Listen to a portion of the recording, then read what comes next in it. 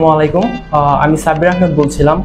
Recently আমি আমার সুইডেনের রেসিডেন্স পারমিট কার্ড হাত পেয়েছি। আমার ব্যাকগ্রাউন্ড হচ্ছে আমি ইঞ্জিনিয়ারিং, ইলেকট্রিক্যাল অ্যান্ড ইলেকট্রনিক্স ইঞ্জিনিয়ারিংয়ের উপরে আইবিএটি থেকে আমার ব্যাচেলর কমপ্লিট করেছি।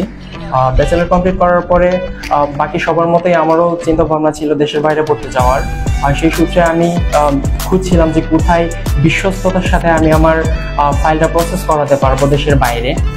যখন হচ্ছে আমার এই পরিচিত কয়েকটা ফ্রেন্ডের সাথে যোগাযোগ করার পরে বুঝতে পারলাম এবং খোঁজ নিলাম যে হচ্ছে মুভস এডুকেশনের ব্যাপারে।